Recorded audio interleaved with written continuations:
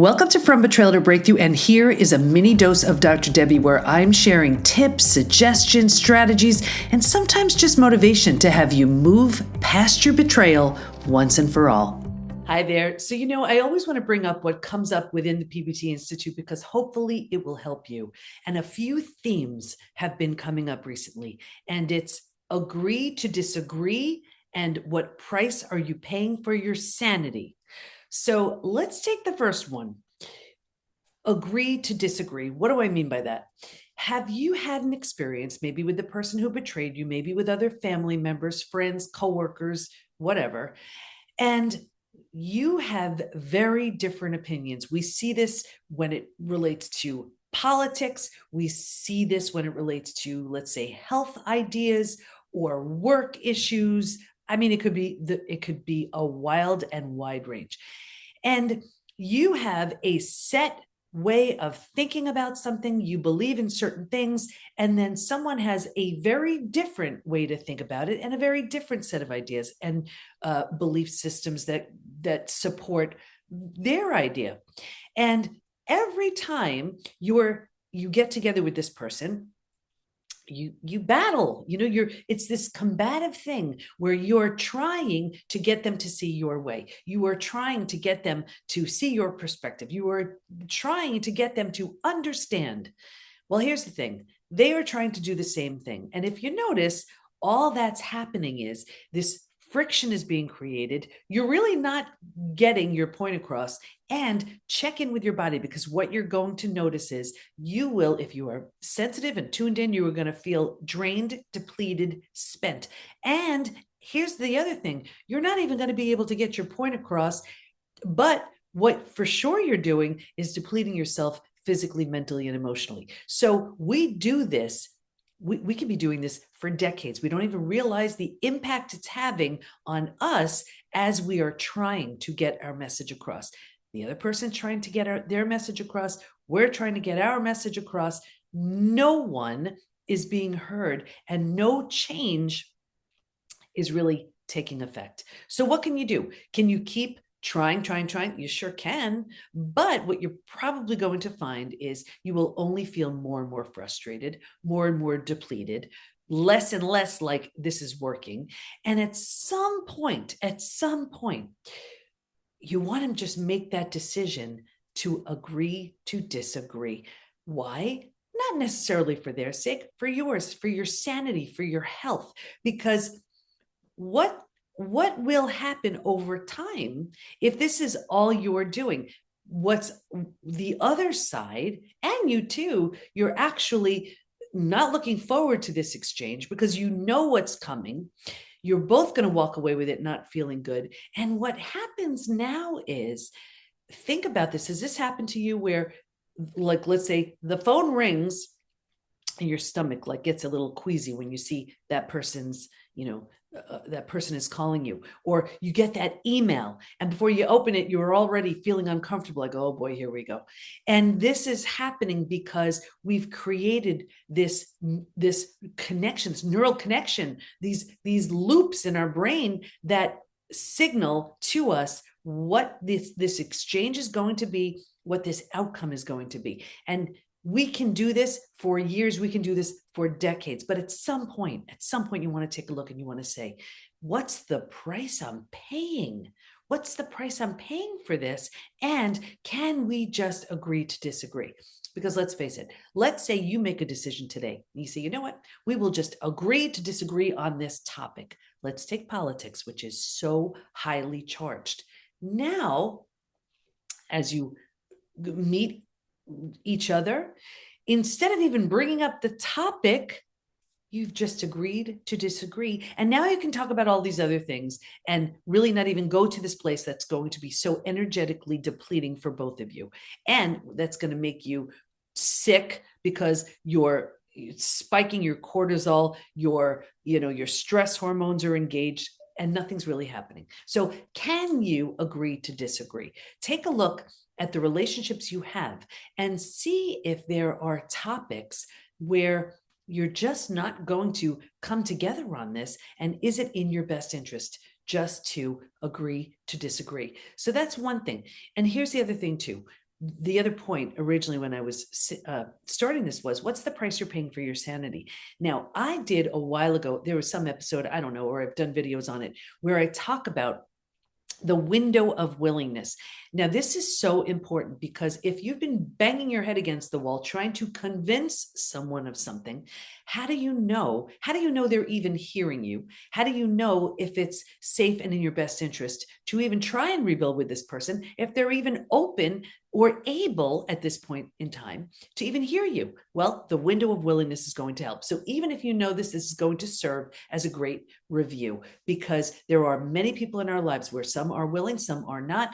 Just know, if you have been working with certain people, trying to get them to see your point, trying to get them to understand, they may not be able, they may not be willing at this point in time in their current level of consciousness. So what do I mean by the window of willingness? When I was doing my own research for the PhD study, I came across all these different communication models, and it really made so much sense to me because, I've had two major betrayals. It was my family, it was my husband. So using those two experiences, I studied these communication models when I was studying betrayal. And this sort of showed up, and I labeled it the window of willingness. So I want to go through this as I am. I want you to picture different people in your life, and you will see exactly what I'm talking about. And I'm giving you so much love ahead of time because I know that if some of you realize you've been banging your head against the wall, it's not your fault. You didn't know, but I want you to know now. So I want you to picture, the way we do this is picture a window, the widest open, which represents the greatest opportunity to heal and rebuild if you want to. And the window gets more and more closed and closed and closed as we go down the other levels. So level 1 represents the greatest opportunity to heal and rebuild with someone if you want to. You don't have to at all, but it represents the greatest opportunity to level 2 is less, level 3 is less, level 4 even less. So I'm going to go through these, and I want you will see so clearly the people in your life, what level they are at. I want you to pay close attention to the numbers and see which one is a fit. Level 1, the window is the widest open, representing the greatest opportunity to heal and rebuild with someone who hurt you, again, if you choose. Level 1, greatest opportunity. And this is where someone takes 100% full, complete responsibility. There's deep remorse, there's deep regret, there's apology, there's the willingness and the desire to make it right. And it sounds something like this: oh my gosh, I am so sorry for the hurt I caused you. What can I do to make it right? Now, when it comes to betrayal, it's going to take more than that, but you're off to a good start. This person isn't making excuses. This person is owning it completely and fully. Again, you don't have to do anything with it, but greatest opportunity to heal and rebuild. If you do, the window is the widest open. Feel the window closing a bit with this next one. This is level 2. And you know it's coming when you hear the word because. Well, I did it because blah, blah. I said it because blah, blah, blah. Now, you may still be willing to hear it, but if you notice, it doesn't sound nearly as good as that level 1. Full and complete responsibility, right? Here, they're making an excuse, right? Because they're making an excuse. You still have what to work with if you want to, but it doesn't sound as good as that level 1, right? The window has closed a bit. You know you're at level 3, and the window is closing even more when you hear the word you. Well, I did it because you, blah, blah. I said it because you. Blah, blah. I call this the two-sided slap. Here you get betrayed. Here you get lied to. Here you get whatever. And that's a slap on one side. And then you get blamed for it. That's the slap on the other. This is crazy making. This is gaslighting. This is stuff that over time you start believing it, and that's the kiss of death, because now you're so off kilter. And with gaslighting, that's the only way it works. Think about it. With someone who is gaslighting someone else, if that person really sees it clearly and is really confident, the person who's doing the gaslighting, they have nothing to stand on, right? But if they get you to believe that it is your fault that they betrayed you, right? Or it is your fault that they hurt you or harmed you in some way, and somehow you believe this, well, then it kind of works in this, in their world, right? So level 3 is crazy making. Don't believe this for a second. You have very little to work with here. Now, level 3 is close cousins with level 4. And you know you're at level 4 when the window is completely and totally shut and there's zero responsibility, no owning anything. And it sounds something like this: I don't know what you're talking about. You are crazy. You really need some help. You really do. You are so lucky I'm tolerating this, because no one else would tolerate this. You're really, I don't know what happened to you, but you're crazy. Do you hear this? So now, not only are you getting blamed for it, they're not even taking any responsibility. So again, level 1, full and complete responsibility. This person is owning it, and this person is deeply remorseful. There's regret, there's apology. You have what to work with if you choose. Level 2, the window is closing a bit. You know it's coming when you hear the word because. There's an excuse here. It doesn't sound as good as level 1. They're making an excuse, but they're still taking responsibility for their actions. Level 3, the window is almost closed, and you know you're at level 3 when the person is blaming you. Level 4, the person is not even taking any responsibility at all. They're actually blaming you and not even taking responsibility. So what do we do with this? When you are at a level 1, level 2, if you choose, you have something to work with here. You can agree to disagree, which we talked about in the beginning, but you have the opportunity to create something very different, because the person is taking back their power and realizing they made a gigantic mistake. Now, when it comes to betrayal, I don't look at that as a mistake. That's way more than a mistake. I don't want to minimize it at all. They made a decision. They made a choice that broke your heart and your trust in a million pieces. There's a tremendous amount of work that needs to be done. Can it be done? Yes.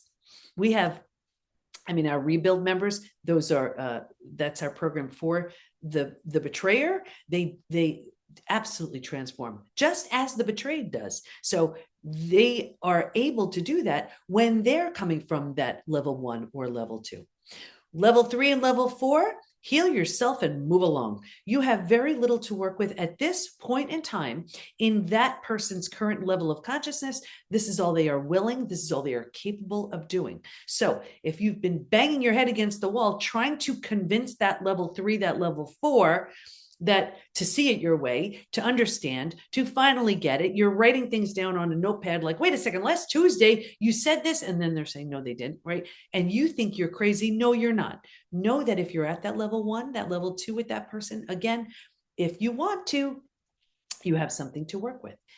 When you're at that level 3, that level 4, heal yourself and move along. So when I learned this, and bringing this back to my own experience, like with my family, I realized this was a full and complete level 3, level 4. So I healed myself and I moved along. With my husband, this was a very different perspective, where it was coming from that level 1.